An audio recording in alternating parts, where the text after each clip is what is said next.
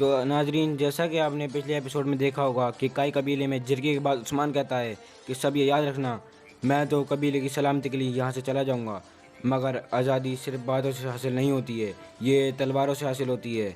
और ये कहने के बाद सिपाही बातों के साथ खेमे से बाहर निकल जाता है।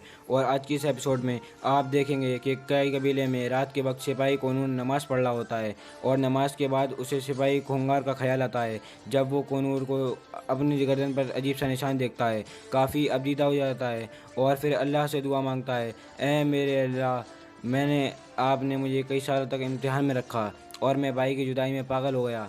आप मेरे अंदर का हाल सबसे बेहतर जानते हैं। अगर मंगोल का खिदमतगार मेरा भाई कुंगार है और वो गोकतुक है तो आप उसे हिदायत नसीब अता फरमाएं। अगर ईमान उसके नसीब में है तो उसकी जान लेना मेरे मुकद्दर में लिख दें। काफ़ी अबदीदा हो जाता है और फिर जैसे ही दुआ से फारिग होता है, इसी दौरान सिपाही बोरान उसके पास आ जाता है और उस्मान के साथ होने वाले सलूक का बताता है कि आखिरकार कि सब सरदार उस्मान की जिला वतन पर मुतफिक हैं और सुबह हम सब जिला वतन होकर यहाँ चले जाएंगे। और सिपाही कुनूर कहता है कि क्या बमसी साहब उस जरगे में नहीं थे, उन्होंने सब सरदारों को कैसे इजाज़त दी? तो सिपाही बुरहान कहता है कि बमसी और अब्दुर्रहमान गाजी ने भी खुसूसन हमारे चले जाने पर ही जोर दिया। और फिर कहता है कि उस्मान साहब ने कहा है कि सूरज निकलते ही हम सुबह शामसा साहब के कबीले जाएंगे। और फिर कूनूर कहता है अगर शमस साहब ने हमें अपने कबीले में कबूल न किया तो क्या होगा? तो हम तो इस चीज़ के मुस्तहिक नहीं थे, फिर हम क्या करेंगे? फिर ये सोच विचार करने लग जाते हैं और काफ़ी गुस्से में आ जाते हैं। और दूसरे ही खेमे में बमसी अपनी तलवार तेज़ करने में लगा होता है और साथ ही सलजान खातून आ जाती है और कहती है, बमसी साहब ये भी दिन हमें देखने थे। आप तो उस्मान के बाप की तरह थे, रहनुमा थे, उसके दस्तबाजू थे। आपने भी उस्मान को दुश्मन समझ लिया। मगर बमसी सलजान किसी बात का जवाब नहीं देता और खामोश रहना ही सही समझता है। सलजान के लाख कहने पर बमसी कहता है कि बंगोलों ने हमारे कबीलों को आग में झोंक दिया है। आप बेन हालातों से गुजर चुकी हैं, आप बखूबी जानती हैं। और दूसरी बात ये कि कबीले के सरदार उस पर गुस्सा हैं। उस्मान अब मुझसे भी बगैर पूछे बहुत कुछ करने लगा है। उस्मान को कबीले से दूर होना चाहिए ताकि उसकी अकल ठिकाने आ जाए। ये सुनकर सलजान खातून भी लाजवाब हो जाती हैं और काफ़ी परेशान होती हैं। तो बमसी कहता है, आप जानती हैं बहादुर आग में पककर तैयार होता है, अगर उस्मान न पका तो कबीले की हालत ख़राब होगी। आप परेशान ना हो, मैं उस्मान को अपनी आंखों से दूर नहीं होने दूंगा। ये सुनते ही सलजान खातून के दिल को कुछ हद तक हौसला मिलता है और फिर देर तक उनकी बातें इसी मौजू पर होती हैं। और फिर सुबह के वक्त कई कबीले के खेमे में उस्मान नमाज फजर पढ़ रहा होता है। नमाज के बाद वो दुआ करता है, या अल्लाह, अगर मेरी कोशिश अपने नफ्स के लिए है तो आप मुझे हिदायत दें, अगर नाम और शोहरत के लिए है तो मुझे मुझे मिट्टी में मिला दें। जिस रास्ते पर मैं निकला हूँ उसका वाहिद मकसद आपकी रज़ा हासिल करना है। मुझे मेरे मकसद में कामयाब अता फ़रमाएँ। आमीन सुम्मा आमीन। और फिर आखिर में कई परचम और अर्दुल साफ़ की नशिश को देखते हुए कहता है, मैं जा रहा हूँ बाबा, मैं जा रहा हूँ, मगर मेरा सर उठा हुआ है। मैंने जो भी किया अपने कबीले की मुस्तकबिल के लिए किया। झंडे वाली सरकार बनने के लिए घुटने नहीं टेके, बाज़ंतीनों से नहीं डरा, मंगोलों के सामने खामोश नहीं रहा। मैंने सीधा और बेखौफ खड़े रहना आपसे सीखा है, बहादुरी वामसी साहब से और इखलास अब्दुर्रहमान गाजी से। अभी जा रहा हूँ लेकिन मैं ज़रूर लौटूंगा। और साथ ही सजान खातून उसके पास आ जाती हैं और कहती हैं, बेटा इस खेमे के मालिक तुम हो क्योंकि दुंदार साहब आपकी बाबा की नशिस्त पर बैठे हैं।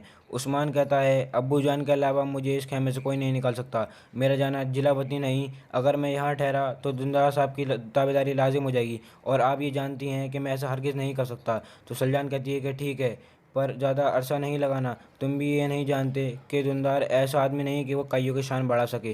तुम भी इस कबीले से दूर होगे तो हमारा क्या होगा? तो उस्मान कहता है कि आप फ़िक्र ना करें, ये खेमा जिसमें कभी मेरे दादा सुलेमान शाह रहते थे और अब्बू जान अर्तुल गाजी ने रवायत की पासदारी की, मैं उसे फ़ौरन नहीं रहने दूंगा। अब मैं जाऊंगा और वक्त आने पर आज़ादी, पूरी कुव्वत और लोहे के मजबूत हाथों के साथ वापस आऊँगा।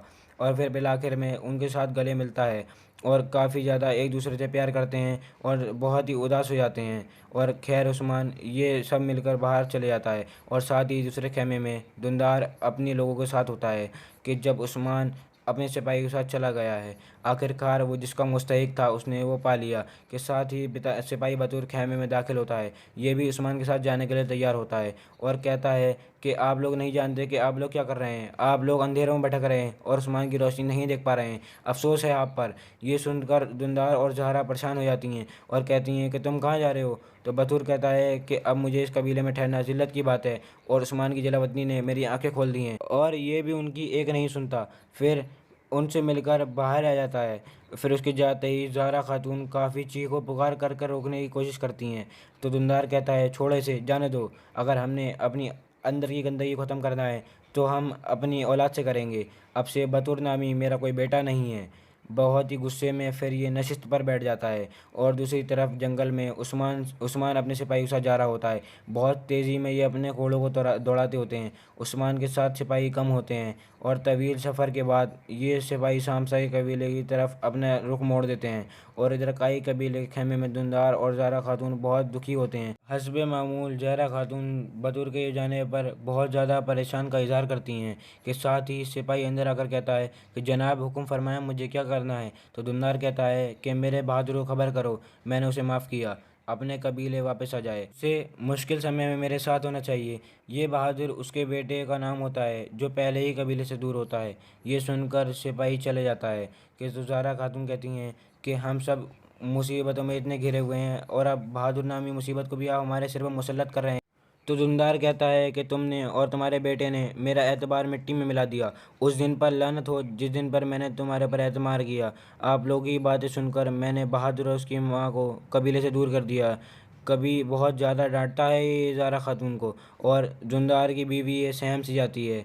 और बहादुर जो है ये उसका दूसरा बेटा है। और दूसरी तरफ सिपाही शामसा अपने कबीले के सरदारों के साथ मौजूद होता है। और सिपाही शामसा कहता है हाँ, अब हमारा कबीला उस दुंदार के कबीले से अलग है जिसने बालगाय के सामने घुटने टेक दिए। काई कबीले की इज्जत की हिफाजत, अब मंगोलों पर ये ज़मीन तंग कर देना अब हमारी जिम्मेदारी है। तो एक सिपाही कहता है कि हमारे पास सर के बालों जितने भी सर होते तो हम उसे हक की राह में कुर्बान कर देते।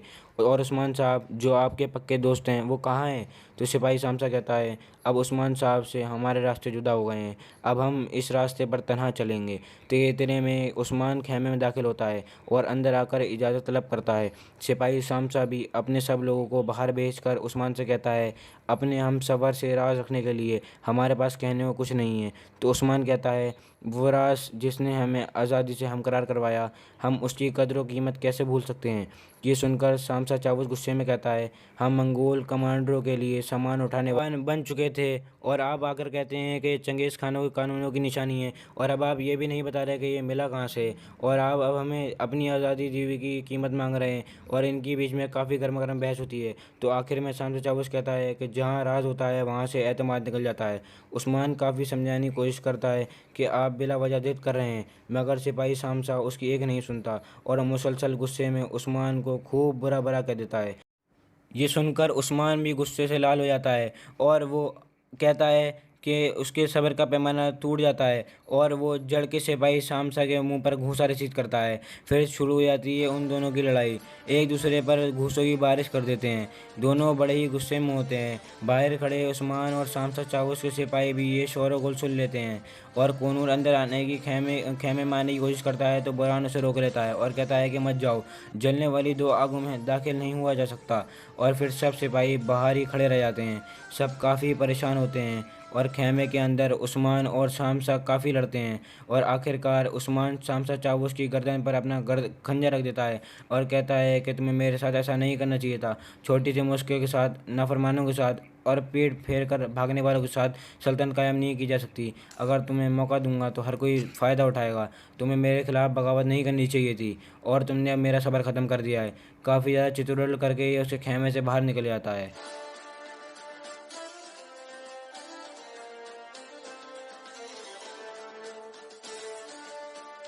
और फिर सुबह के वक्त एक शख्स घोड़े पर सवार होकर काई कबीले में दाखिल होता है।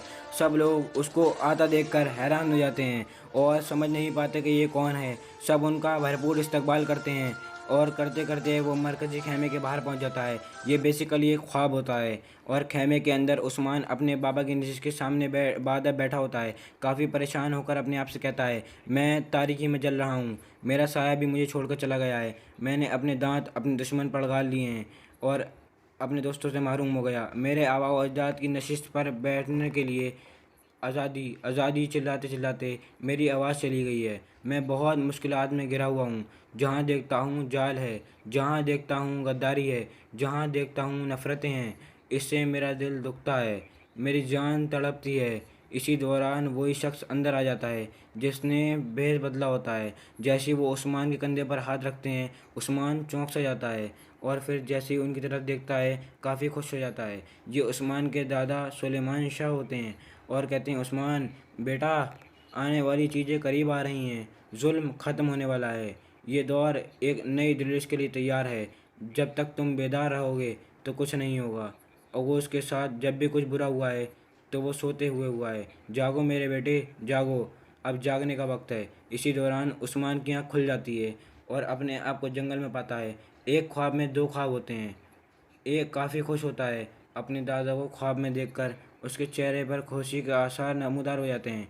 इसी दौरान उसकी गर्दन में रस्सी का फंदा का गिरता है और ये मंगोल ने गिराया होता है, जो उसे घोड़ों से बांधकर काफ़ी दूर तक घसीट कर ले जाते हैं, काफ़ी अजियत देते हैं और फिर ये उस्मान को वहाँ से ले आते हैं, जहाँ बालगाय और उसके कुछ सिपाही पहले ही नेज़े उठाकर तैयार होते हैं, जो सब के सब उस्मान पर अपने नेज़े तान लेते हैं। उस्मान को ज़मीन पर लेटाकर ये अपने गलीस पाँव उसके जिस्म पर रख देते हैं और उसके इर्द गिर्द अपना मनहूस डांस शुरू कर देते हैं। बालगाय भी घोड़े से उतरकर अपने रूहों को याद कर कर काफ़ी कुछ कहता है कि अब मेरे उस्मान को मैंने पकड़ लिया है और उसे चंगेज़ खान की रूहों के साथ मिलाने का वक्त आ गया है। और जैसे ही जुमले बोलता है कि इतने में शामसा चावुस एक जानिब से नमूदार होता है और बालगाय को वही चंगेज़ खान के कवानीन का मुहाविस खंजर निकाल के देता है। उस्मान जैसे उसे देखता है और बस बहुत परेशान हो जाता है। ये सब शहंशाह चाउस को गद्दारी देखकर वो देखता है और अदब से बालगाय के सामने झुककर खंजर पेश करता है और साथ ही साथ वो उस्मान को खा जाने वाली नज़र से देखता है। आखिर में बालगाय वही खंजर उठाकर उस्मान के पास आता है और मनहूस डायलॉग शुरू कर देता है, ये चंगेज़ खान के रूह हो, अब मैं तुम्हें उस्मान दे रहा हूँ। और फिर अपना खंजर उस्मान की गर्दन पर रख देता है, उसे मारने लगता है, मगर उस्मान भी यहाँ अपनी कुव्वत का खूब मुजाहिरा करता है और उसके गले में खंजर घोंप देता है, जिससे कि वो एक जानिब गिर जाता है कि अचानक जड़ से उस्मान की आँख खुल जाती है। ये भी उस्मान का ख्वाब होता है। उसके हाथ में उसी तरह खंजर पकड़े हुए उसके सिपाही उसके पास खड़े होते हैं और उस्मान से पूछते हैं। उस्मान कहता है कि खैरियत है, मैंने ख्वाब में अंदर ख्वाब देखा, खेल के अंदर खेल। और फिर खड़े होकर कहता है, अपना कबीला वापस लेने के लिए हमने अपने बालगाय को अपनी ऐसी कुव्वत दी है कि अब हमने उसे वापस दे ली है। ये सुनकर सब सिपाही इंतकाम की आग अपने दिल में भड़का लेते हैं। सब बहुत ही डैश में होते हैं। आखिर में सब अपने घोड़ों पर सवार होकर बालगाय और के कुत्तों से उसकी ताकत वापस लेने के लिए एक जानिब चले जाते हैं। चले देखते हैं अभी अगले एपिसोड में क्या होता है।